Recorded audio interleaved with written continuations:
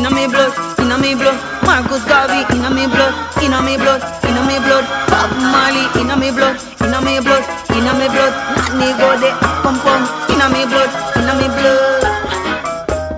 Oh, me a try, me still see Babylon strong, strong. I wonder what went wrong, but I will continue to shout them down like the rest of men. Babylon, you see. Hello, Zambia. Hello, Island Riddim. This is Nadine Sutherland. It's such a pleasure to be here with you. Ooh, ooh, ooh, ooh, I never wanna fall in love. I need selection, tender satisfaction. My chemistry is flowing. Can you cause a chain reaction? I will do anything for you. Make you feel happy and I never make it, but I will do anything just for you. Sacrifice my love, I couldn't live without you. What I'm gonna do if you break my heart? Be unsure, it's gonna tear me apart. What I'm gonna do, baby, what I'm gonna do. Actually, I was born in the city of Kingston, but I was raised in a rural area of Jamaica called Above Rocks. So that's it. I am a city girl, but I'm a country girl, but I identify with my country girl more. I feel more grounded and centered when I'm in the country of Jamaica. I love nature. I love being amongst the trees, and I love the innocence of the people sometimes. The talent to sing. From I was born, I don't know of myself, and I am not singing. My earliest memory is dancing and singing. I remember vividly that, everywhere that I used to go to with my parents, that they used to say, Nadine, can sing, and I was singing all over the place. I have all my recollections of my memories, even before I can talk, is that I was singing and dancing. I was singing, got into trouble for some of my dance moves with my grandmother. Yeah, that was too, as Jamaicans say, too big manish for like a picnic.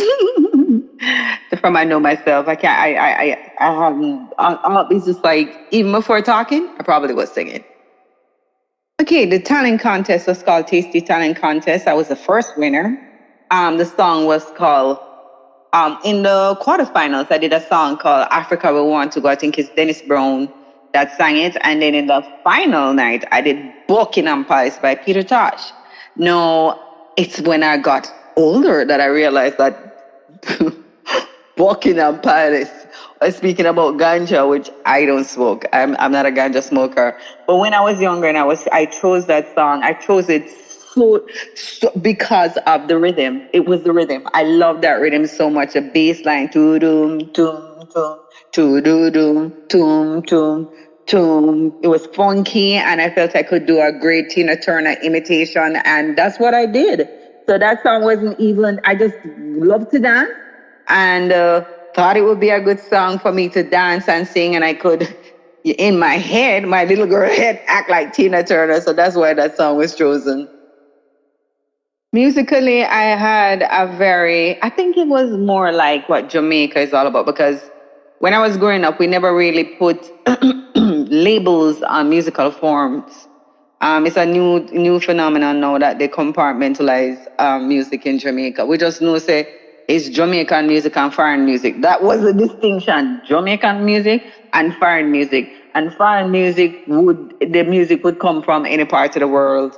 So I grew up with a lot of roots because of my father, but I grew up with a lot of R&B because of my mother, and the usual artists that, people of my mother's generation was familiar with, which is like Lou Reed, Skeeter Davis, the Platters, which is older than my mother generation. The Aretha Franklin, any modern song, the Michael Jacksons. So I grew up hearing two types of music, which is, when I did cultural studies, I realized that it's something that is not unique to me. R&B and African American music is greatly loved in Jamaica, along with country and western, and along with the pop song that was popular at the time. So that was what I was interested in myself musically, and in the radio, when you listen to the radio, as I said before, there are no compartments in Jamaica. It was like basically two radio stations. So you hear everything being played, from calypso to reggae music to classical music. So that is what, I was basically getting into my musical consciousness, I call it. No, I don't think so. What I can say about Jamaicans, you're not really a person that is, they're not really impressed by celebrityhood in terms of fawning over you. What did some girls want to be my friend at the initial stage? Probably. But after a while, they just got used to me. I was the sign of Dean that they saw. When I was at St. Andrew High School, I went there for 6 years. So after a while, nobody was... I don't think nobody was excited after a while to see me. I was just, kind of quirky girl that sang. So parents were extremely supportive of me and my music career. I owe them a lot, especially my father. He was very protective of me as a child star. He made sure I was safe. And I just give thanks for that. My mother, she got me the clothes and all of that. But she migrated to the United States when I was pretty young. So a lot of the time was spent with my father, which having him there as a lion, protecting him, daughter, was extremely important because I don't know what would have happened to me if daddy wasn't around. So I give thanks. It's one of the weirdest things. I don't think I chose music. I think music chose me. My life is not a life that I chose music. Music actually chose me. There's so many times that I thought I was out of the music industry. My song, them still playing in the dance hall. When I was a little girl, it was just something that was so organic. I was just singing and singing and singing. And it just seamlessly go into what it is right now. So I am humbled that music chose me. Very, very humbled because trust me, sometimes I feel like I don't really want to do this, but I am still doing it kind of thing because you already make your foundation and it's already out there. And then one time, a lot of people know my story that I went and I do my master's and I was recording while I was doing my master's too. It's like music has never left me. There are always opportunities. And after doing my master's, a lot of songs under my belt that I recorded, I felt like nothing was going to be released. And I'm like, okay, I have my master's now. I educated myself and let's go to the next chapter of my life. Went and I taught and was doing pretty well. And then all of a sudden, all of the songs that I've released, like Chatty Chatty and In My Blood EP, they just started to be released. And here I am.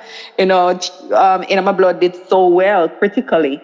It was just like an amazing body of work. And it was just 6 songs, an EP. And then all of a sudden, everybody's like, I'm going to release this. I'm going to release this. So it sounds so weird. And I said, I never chose music. Music chose me.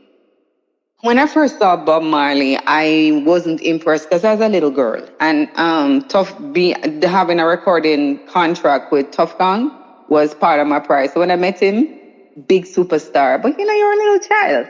Not knowing the enormity of the situation. My first recording session, he was there and put me on a stool. He was really, really invested in my success because I was like an artist. I'm like an artist, and I'm a labor writer, so no. But unfortunately, he transitioned, and I've heard that he was about to sign his whole stable to, I don't remember the record, Polygram or something like that. The history goes, I've seen interviews that he spoke about me.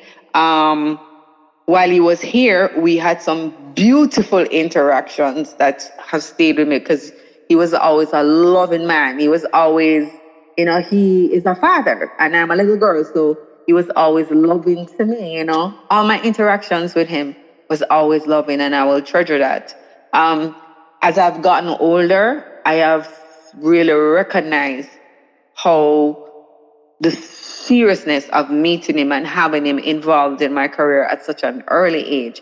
And it's something that I am beyond being honored. Sometimes I cry at the greatness of the moment of spending time with such a, I don't even know what Bob Marley is because sometimes he just pass certain category and just see that somebody's work and words are still so powerful. still being played in the world, still being played when people feel like they're disenfranchised and marginalized. Zamali, them draw, he's still being quoted. And that man helped me as a little country girl to get national recognition in Jamaica. Is something that I can never ever, there's no words to describe how I feel now as a woman. Bob was very involved in the first recording, which is Starvation on the Land. I was so small that, the microphone, even if they were adjusting it, it would have been, I don't know. So what they did was to put me on a high stool, and it was Bob who came in. Because I was there after I practiced for a couple of months, like a month, for my first recording. I was young. So they wrote the song. Sangy Davis wrote the song for me, and he was assigned a product as the producer. I remember vividly, I'm standing there, and there's just a lot of activities around me, and I'm a little bit nervous because, this is like a terrain that I've never ever visited in my life, which is recording. I've always performed on stage. And I remember Bob coming because Bob was there, and I didn't know that he came to the session. Because, I tell you, these memories sometimes. Bob came in, I remember Bob is like, put her up on a chair now. Put her up on the stool. And they put me on the stool. And then he came back and he came in and he was like, I don't know who was playing the bass line, but he came and said, play the bass line this way. Toom, toom, toom, toom, toom. And he suggested the bass line. So if you hear Starvation, there's somewhat of, I think there is a little Wailer-esque feel to it. There's Bob. Bob was there, but it's mostly that was Sangy production still. But Bob, came and do a little thing. I don't even know what keep me throughout the years. As I always say, music chose me. Because I know, we can't even believe that 40 years. I swear to God. Because, as I said before, sometimes I think I'm leave and I'm like, I'm going to change the course of my life. And then you realize that you have music that has made an impact throughout the years, and everybody's seen you, as your musicality grow and the music grow, and it's not that they're dying, it's like they're becoming classics, and then there are new classics being formed, and you're just putting out work, and sometimes you don't even, and then all of a sudden it just coalesced to this thing, and it's 40 years, and I don't need to be inspired. As I said, music is such something that is so inside of me. Like, I just do it. I just really do it. Actually, I did perform alongside the Melody Makers, not with them. Early in my career, we were always together. Me and the Melody Makers, it was always me and the Melody Makers, that was their studio. And yeah, I have some great memories performing, sharing several bills with them back when we were young kids. Mrs. Marley did. Mrs. Marley played an important role in my career when I was younger. First and foremost, when any touring, she would incorporate me because I was signed after a while to Rita Marley Music. She taught me professionalism because, she come from the Bob School. And my first album, Until, was started, I think, when Bob was, it was one of Bob's dreams to do an album. Mrs. Marley made sure it was finished. She basically was extremely, there, opening up avenues for me also. So I'm very thankful to her. If I still have the energy to perform. Something think so? I love to perform. I love stage. I love the theatrics of it. And, I am told that I'm a different person when I'm on stage. I do enjoy it. And I would love to come to Zambia to perform. Definitely. Never worked with Bunny Wailer. Lubinda. I don't know where this thing came from. The only time I worked with Bunny Wailer was on Youth Consciousness. That first show, 1981, was it 81? I did like 2 songs. And I've seen, I don't know if it's in Wikipedia that I've toured with Bunny Wailer. I've never toured with Bunny Wailer. I don't know who wrote that. I don't even know how to get it off Wikipedia, but it's erroneous. To do a collaboration with Terra in the near future, I don't say no. I don't say no. It don't seem like right now. Right now, in terms of my plans, I have tons of music coming out, and like music that I've done several years ago. This is what is happening. This has happened to my life in life from last year. Music that I've done several years ago, and I swear that they never will touch road. Them now touching road. I would do a collaboration with Tara because our voice works very, very well. So it's not anything that I, would I'm saying no to. Working with Peter Tosh, this is such a beautiful story because Peter Tosh is really, everybody see him as a firebrand and yes, and warrior. And indeed he was that. But there's another side to Peter Tosh. Peter Tosh was a very beautiful man, beautiful inside. As I can remember vividly, working on nuclear war was my first experience. Peter came to my Father Stone, my Rastaman father, come to Daddy and say, I would like Nadine to work on my album. He did it so respectfully. And my father said yes. And my father took me to the studio. Peter was there. I was nervous because I've never sang background vocals with professional before. I sang harmonies at church, harmony in the choir. But like to be, in front of people who are known background vocalists, like I think on that session was Pam Hall, there was JC Lodge, and I think was it Roddy? I'm not too sure if Cynthia Slosh was on it. And I was there and I was so nervous. And I remember I think he was trying to make me sing the alto part. And then, I was so nervous. And then he just gently said, this is our first studio session. Give her the melody and let her sing it. So I was left singing, we don't need no nuclear war. If you listen to nuclear war, you hear my voice. We need a Holocaust. Ooh, Holocaust. Because I was, so nervous to sing any harmony. So they just made me sing the melody. And I think other tracks, when I got my confidence, I was able to sing real harmony after that. Working with Peter will always be something that I hold dear to my heart. As I said in the last voice clip, he was one of the most patient and loving human beings that I know. And he was respectful. He was gentle. And that's a Peter Tosh I know. I don't think it's my favorite Peter Tosh song. I sang it on Tasty. My favorite Peter Tosh song is is Creation. Jah is my keeper. That's the harmony. I'm singing the harmony. I'm always thinking background vocals. But I think it's Creation. Jah is my light and my salvation. That one. Oh, who shall I fear? That one. There's a song on the Nadine album called Not My Baby. That is a ballad. Whenever I hear it, I am deeply moved. I mean, my songwriting was incredible.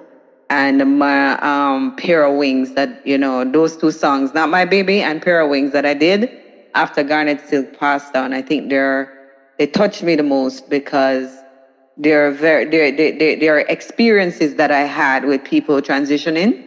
And would I consider working with an African artist, a Zambian? I rule out nothing in my life right now.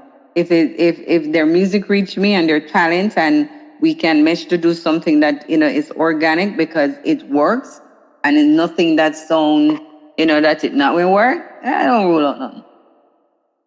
It's always a great experience to work with Buju. We too have a great synergy professionally, and when you hear us together, it's always a good synergy. So it was incredible to work with Buju. Always a pleasure. Linked up with Gussie Clark, just that I went to Exeter Community College, and I linked up with Gussie Clark. I wasn't recording for several years actually. I wasn't really doing any recordings, and Gussie said, "Come," and I came, and I was at Gussie, and he just I think after I did the Peter Tosh, I did Peter Tosh album when I was 17, and the background vocals with Gussie when I started singing a lot of background vocals with Gussie. How old I was?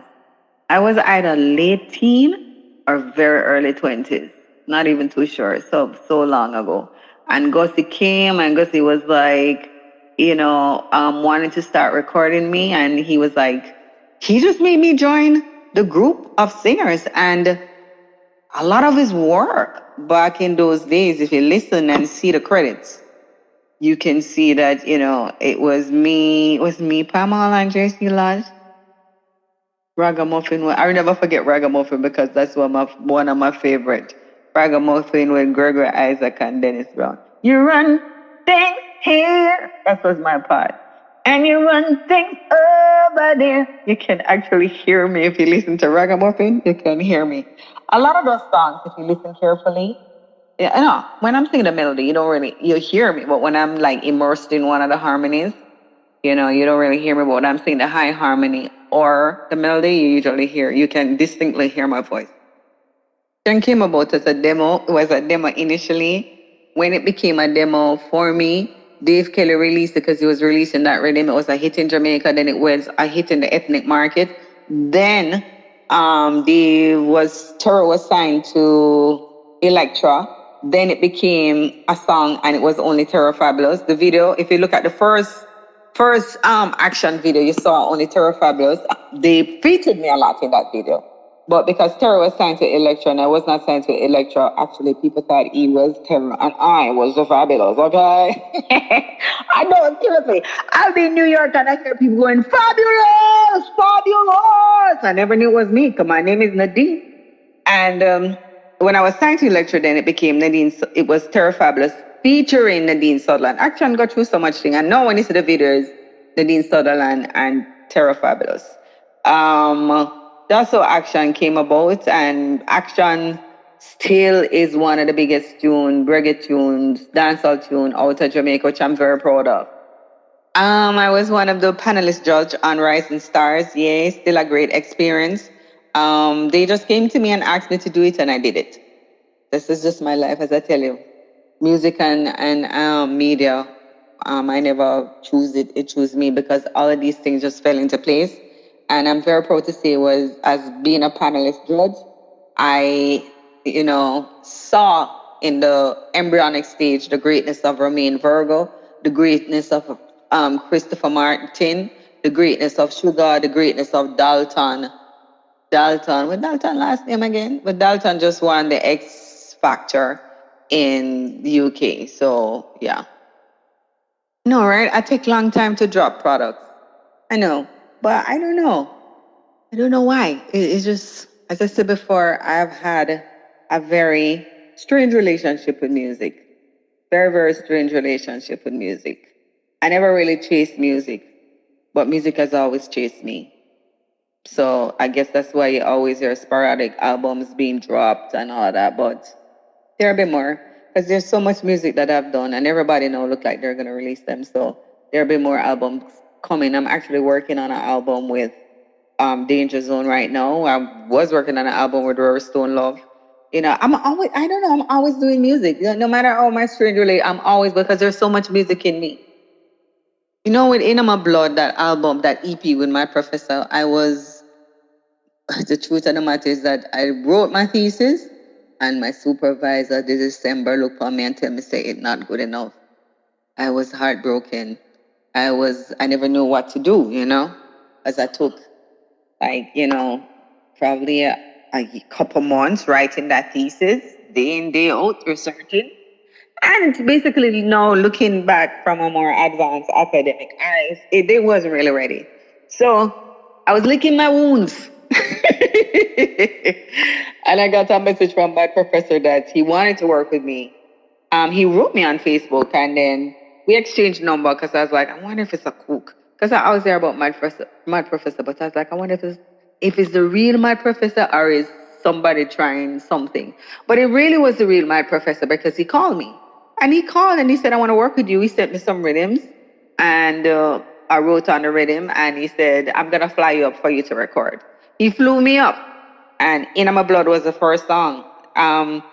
In My Blood was inspired at that time when I don't remember who died in America. The usual police killing a black youth. And there's tons of stuff that was happening also in Jamaica to our inner city youths. And I was so angry. I was just like, everything we hear a Rastaman say from long time still happening, All when me I try, me still see Babylon strong. I wonder what went wrong. But I will continue to chant them down like a Rastaman. So angry. Me I try, me still see Babylon strong, strong. I wonder what went wrong. You can hear it in my voice that I was angry hearing the song, the anger. If you're wondering where this all came from, I was feeling very militant. So that's what that song came. Yes, I have a master's in culture and study. Have it helped my career? Mm-mm. My career existed long before that, from me a baby girl or whatsoever. So my master's helped me. Me not really think somebody did a right song before, may I write song after. I don't know. I don't think, well, am I a deeper thinker? I was always a deep thinker. Do I know more about myself and the music of Jamaica and and the history of Jamaica and everything that you have to know as a cultural studies scholar? Yes, I do. Yeah. I don't really know if I have a definition of reggae music. Um, People like to say it's the heartbeat of Jamaica, and yeah, but I think in terms of what reggae symbolizes in its organic state as a freedom song, not only that, because I think a lot of people miss that aspect of reggae, that reggae is basically a beat that was used a lot. What my contribute? Say, me no know. But if anybody want to listen to me and get inspired, I guess that's the contribution. I mean, I try to mentor young artists. And if they want to listen, them listen. If they don't want to listen, them don't listen. I don't put myself in a situation because a lot of people have big egos right now. So those who want to hear will hear. Those who want solace and advice will get solace and advice. If they want to listen to my music and feel some inspiration, that is wonderful. I've never ever sat down and say, okay, let me inspire whatever generation or whatever. If they want to do that, then do that. Me, no personally say, the people like Marcia and all of that, what they have done in terms of contributed to the musical form helped to inform my musicality. So I also big them up. Me not know how it go the younger generation and me. I mean, I sit down and wait for find out. Do I spend my free time with COVID right now? I spend my free time on my veranda looking outside. Usually in the different reality when COVID did not exist. I do dance lesson, I go to the gym. I'm never really a party person, but if you invite me, I will go out because I like dressing up and putting makeup and look hot girl, like some hot girl. But for me, I like, probably because, all my life I've been around loud music and, bling and all of that. I'm a more girl who will stay home and I like intimate dinners. So I will treat myself to nice dining. So yeah. Am I enough new music I come, as we said before, is like everybody will have music for me look like them. I go release it and I've done a lot of music that is unreleased, and if it means that I don't have to write one more song, then I'm okay with it. No, I dropped my mic. The other day I wrote a song. The other day I wrote a song to be released on Danger Zone. The album for Danger Zone, hopefully to drop this year. The album for Rory. I don't know what Rory's doing. And there are tons of music out there, and people, like coming to me and said, the possibility of releasing. So looking forward. Definitely. Okay, so in my blood. Me I try, me still see Babylon strong, strong. I wonder why went wrong. But I will continue to chant them down like a rasta man. Babylon, your system will always have a victim. The anguish cry still rising, but I will continue to chant them down like a Rasta man.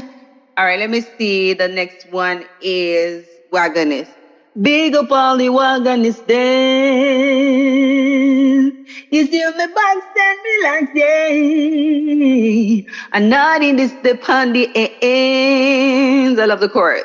It go. You never rate me till Vogue magazine celebrate me. No, say you never take me hard. till Oxford University. Give me, I forget my song. But if you look big pond, when you hit big pond, the Billboard chart, you swear say you're there with me from the start. But you know, 'cause that's not right, you see. 'Cause you and me know, say you never rain me, no. Whoa, whoa, whoa. All right, fabulous. You fabulous. Oh, you fabulous. You fabulous. Oh, you. I think I started in the wrong key. I think I started fabulous in the wrong key. You fabulous. Yeah, that's the right key. You fabulous. Oh, you fabulous. You fabulous. Oh, you fabulous. All right, let's go to the next song. All right, one of my favorite of that song is Zion Gate. And I'm glad it's the last song I'm leaving with, and I just want to take the time out to tell, to big up everybody for having me on this, chat. And I really am a non-believer in religion. I'm a believer in the divine, and I'm a non-believer in politics. I'm a believer in unification. So, yeah, let me sing Zion Gates. Come follow me, children of the universe, come follow me. Come follow me, can we not last, cause we are first, come follow me. Come follow me to Zion Gate, 'cause in spirit we are one. Come follow me to Zion Gate, 'cause together we are strong. Come follow me to Zion Gate, mash up all religion. Come follow me to Zion Gate, 'cause in spirit we are one. Zion is a new state of mind, going through the brains of all mankind. Allah, we gotta make that faith. All universal love gonna reign. So, Zion Gates, come follow me, come follow me, come follow me, my African brother and sister. It was a pleasure. Ja.